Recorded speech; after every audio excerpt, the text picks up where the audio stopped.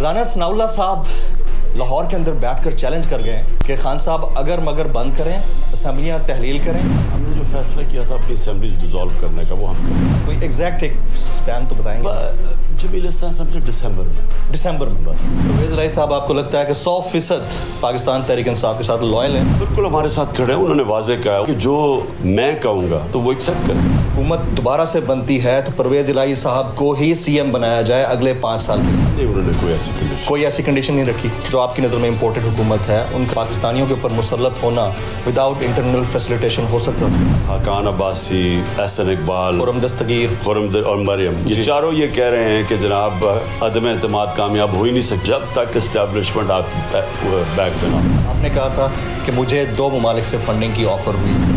دونوں نے مجھے آفر کیا تھا الیکشنز کے اندر, الیکشن سے پہلے. دیکھیے چیئرمین تحریک انصاف عمران خان کا خصوصی interview program national debate special میں آج رات 8 بجے صرف بول نیوز پر.